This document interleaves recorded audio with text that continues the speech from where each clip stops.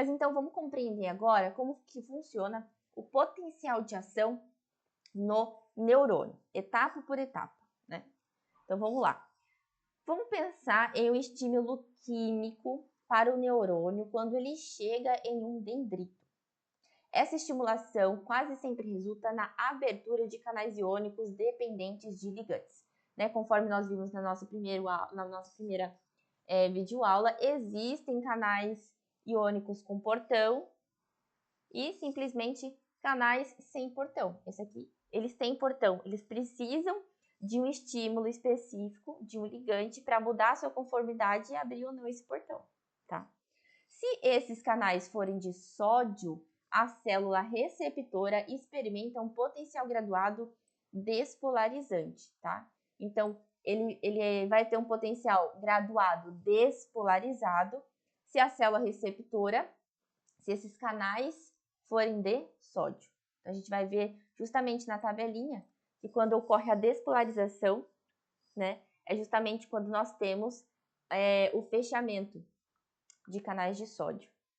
Se entrar sódio suficiente, o potencial graduado pode se somar ao nível chamado de limiar, resultando em um potencial de ação. Foi justamente aquilo que eu comentei, né? Eu posso somatizar esses potenciais graduados até eu atingir uma linha limite, que seria esse limiar. Se eu atingir esse limiar, aí sim o potencial de ação ele tem força suficiente para acontecer, tá? Então, o limiar é o potencial da membrana no qual os canais iônicos de sódio dependentes de voltagem se abrem, certo? Que seria no momento aqui da despolarização, tá? Eu não lembro se aqui eu comentei isso, acho que eu falei o contrário, né? Então, só voltando. Se os canais forem de sódio, a célula receptora experimenta o potencial graduado despolarizante, né? A despolarização, ela acontece aqui. Depois nós temos a repolarização. Então, acho que eu inverti essa palavra, né? Não me recordo agora. Mas só então corrigindo, no momento da despolarização, nós temos a abertura dos canais de sódio voltagem dependente, bem como de potássio, né? De forma mais lenta. Mas nós temos então na despolarização a abertura dos canais de sódio dependente, tá? Não sei então se eu disse isso, mas então só me corrigindo aqui. Então, no primeiro momento, eu tirei um print aqui do livro ainda Anatomia e Fisiologia de Seele, e nesse primeiro momento, ele traz o potencial de repouso da membrana, né? Então, a gente vê aqui esse gráfico, no qual ele traz o potencial da membrana em milivolts, né, pelo tempo em milissegundos, e ele inicia no menos 70 milivolts, que é o seu potencial de repouso. Então, nesse 1, o que nós temos? Os canais de sódio, voltagem dependente, e a maioria, mas não todos, canais de potássio, voltagem dependente, eles estão fechados. Ambos os canais estão fechados. O lado externo da membrana plasmática é positivamente carregado comparado com o meio interno, né? Porque nós temos menos 70 milivolts internamente. Então, ambos os canais de potássio e sódio voltagem dependente estão fechados. Não entra e nem sai íons. Ela está em repouso. Daí, ocorreu algum estímulo, né? Então, só mais uma imagem aqui, ó. Geralmente leva de 1 a 2 milissegundos para o potencial de ação ocorrer. Então, é muito rápido, né? Então, esse aqui seria o potencial graduado, tá? Daí, eu preciso atingir o limiar. O que seria esse limiar e o que seria esse princípio do tudo ou nada? Se o estímulo for forte o suficiente para atingir o limiar, que é o nível mínimo necessário de despolarização, tá? Então, o nível mínimo necessário de despolarização, que é justamente essa linha aqui, o potencial de ação ele é gerado e ele segue com intensidade constante. Analogia como apertar o botão de disparo de uma câmera. Então, vamos pensar. Eu vou tirar uma foto de alguém e eu aperto esse botão com bastante intensidade. O flash ele vai sair, ok, vai sair com o mesmo brilho de sempre. Então, esse seria o quê? Um potencial forte o bastante para atingir esse limiar e para é um estímulo, né? Um estímulo forte bastante para atingir esse limiar e causar o potencial de ação. Já se o estímulo for fraco e não atingir o limiar, o potencial de ação não acontece. A mesma ideia. Se eu pressionar o botão dessa câmera, só que bem fraquinho, com uma intensidade bem menor, o flash, às vezes, ele nem sai. E se sair, vai sair com uma baixa intensidade. Então, significa que ele não conseguiu atingir o limiar, que seria o limite, para realmente poder, então, atingir o potencial de ação. Ou, no caso, eu não consegui ter força suficiente para disparar o flash, tá? Mas então, por que isso é tão importante? O tudo ou nada, ele garante que os sinais elétricos nos neurônios sejam transmitidos de forma clara e consistente, sem variações na intensidade, né? Então, tudo tem um porquê. Eu preciso atingir esse limite para que esse sinal ele se propague de forma constante, de forma direta e que não surjam problemas no caminho, né? Podemos dizer aqui, assim. Então, tudo é muito perfeito, né? Cada potencial de ação ele se inicia com uma mudança repentina do potencial normal de repouso, que era negativo, né, menos 70 mV, para um potencial de membrana positivo, ou seja, ele vai se aproximando do eixo zero, ele vai se aproximando do zero, depois cada vez mais positivo, para depois retornar ao negativo, né? Então, ele vai de um repouso negativo para um potencial positivo e, em seguida, termina com uma mudança quase igualmente rápida de volta ao potencial negativo de repouso. Então, vamos agora estudar cada uma das etapas desse potencial de ação, tá?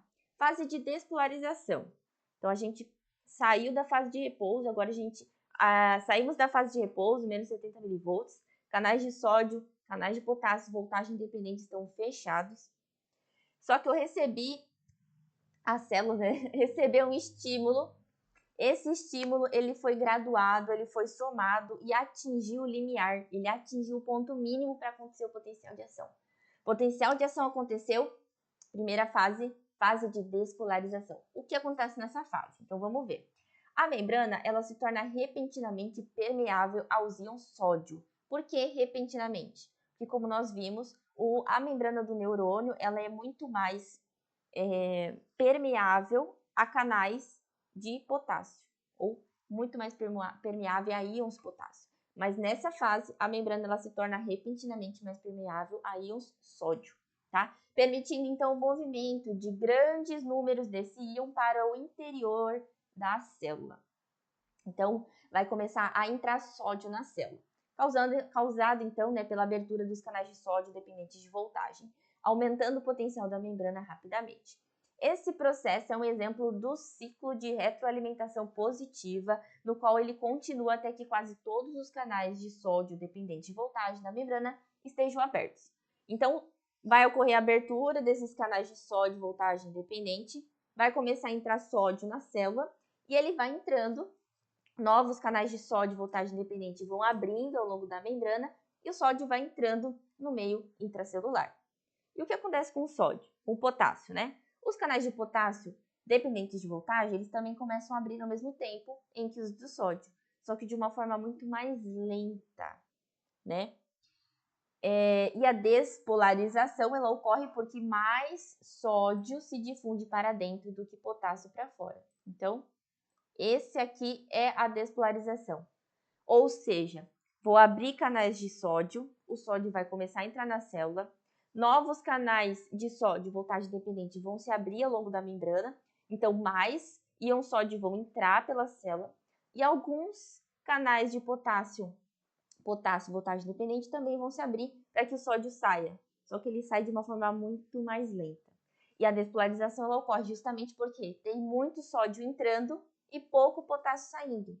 O meio interno, pelo fato de entrar muito sódio, entrar muita carga positiva, fica mais positivo, tá? Então, é essa a explicação da fase de despolarização.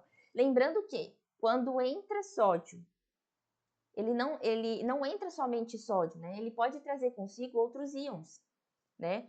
Ao longo desse canal. Da mesma forma, o potássio, quando sai, ele pode levar também consigo outros íons. Porque lá na primeira aula, né, nós vimos que o meio intracelular e o meio extracelular, eles têm preferências, né? Digamos assim, ó.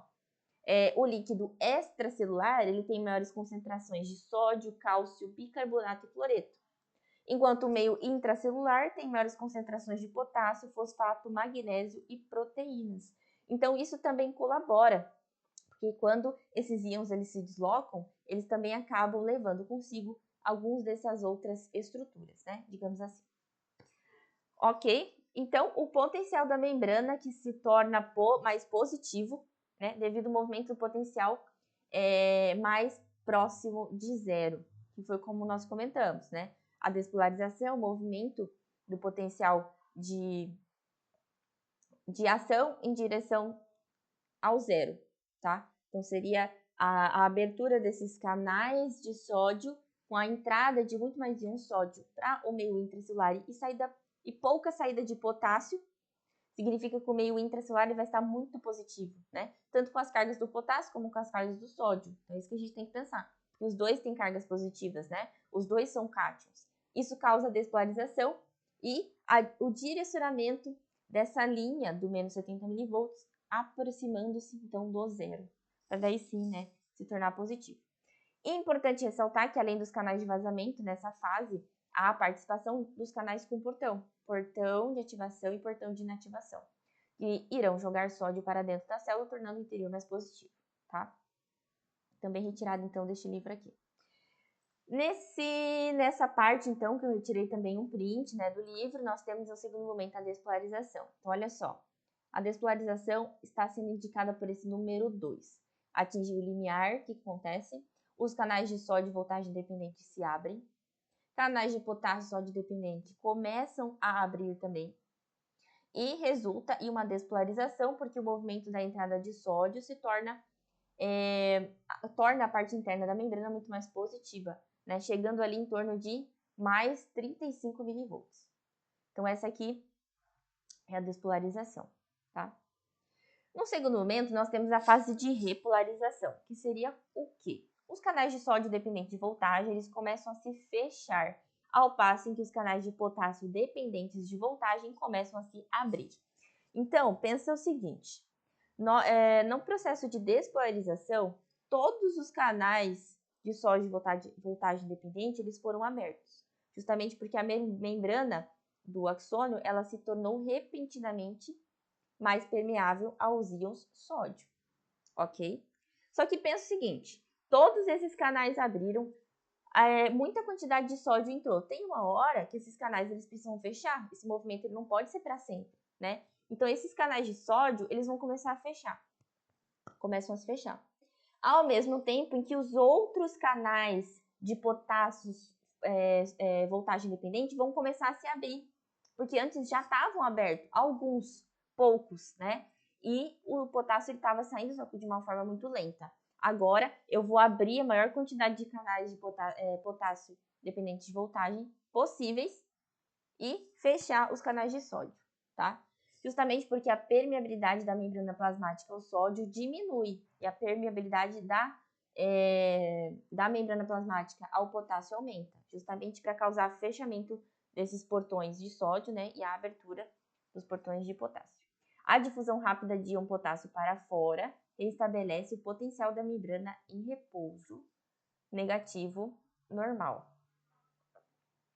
tá? Então, olha só, o que é a repolarização? Canais de sódio se fecham e canais adicionais de potássio se abrem.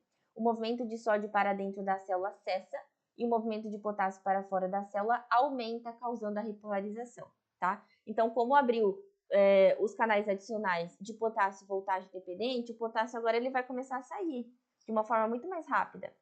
E os de sódio estão fechados. Se tem muito potássio saindo e não está entrando mais carga positiva, o que vai acontecer? O meio interno vai se tornar negativo, porque ele está perdendo carga positiva, né? Ele está perdendo potássio. Então, o meio intracelular vai voltar a se tornar negativo. Por isso, essa queda abrupta no gráfico, tá? Porque ele está voltando ao seu estágio natural de repouso, que é negativo. Já na fase de hiperpolarização ou pós-potencial, em muitas células, esse período existe após cada potencial de ação, quando o potencial da membrana se torna mais negativo. E é o movimento do potencial para longe de zero, né? Ele vai ficar hipernegativo. Os canais de potássio dependentes de voltagem se fecham. Então, olha só. Os canais de voltagem dependente de potássio vão se fechar depois que muito potássio saiu. E o potencial de repouso original da membrana é restabelecido pela bomba de sódio e potássio. Daí a sua importância, tá? Então, depois que saiu muito potássio, vai começar a fechar esses canais de potássio justamente para tentar restabelecer a força eletromotriz de antes, tá? Então, aqui, ó, na hiperpolarização, nós vamos ficar mais negativos ainda, que é o movimento se afastando, então, desse zero, tá? Então, no fim da repolarização e na hiperpolarização, que está sendo representado por 4, o que nós temos? Canais de sódio dependente de voltagem, eles estão fechados. Vai ocorrer o fechamento também dos canais de potássio, né? Sódio dependente, então o fechamento dos portões de ativação e a abertura dos botões de inativação restabelece a condição de repouso para os canais de sódio. Difusão de potássio por meio de canais dependentes de voltagem produz a hiperpolarização, tá? E volta então ao potencial de repouso, que é restabelecido após o fechamento dos canais de sódio dependentes de voltagem. Depois que eu fechei todos os canais de sódio, a membrana ela volta ao seu estado de repouso, que é aproximadamente menos 70 mV. Tá? De forma a resumir todas essas etapas, eu trouxe essa tabelinha.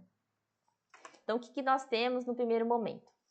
Potencial de ação são produzidos quando os potenciais graduais atingem o limiar. Essa é a etapa básica. Eu preciso atingir esse limiar para daí sim pensar no potencial de ação. Mas então, os potenciais graduados eles foram somados, atingiram o limiar, potencial de ação são tudo ou nada. Atingiu, conseguiu, gerou potencial de ação. Primeira etapa, despolarização. Resultado do aumento da permeabilidade da membrana do neurônio ao sódio e movimento de sódios para dentro da célula. Portões de ativação de canais de sódio dependentes de voltagem vão se abrir. Muito sódio vai entrar. Atingiu mais 35 mV. O que vai acontecer? A repolarização. Resultado da diminuição da permeabilidade da membrana ao sódio e aumento da permeabilidade da membrana ao potássio. Vai fechar os canais de sódio voltagem dependente e vai abrir os canais de potássio sódio dependente, aumentando o movimento de potássio para fora da célula, certo?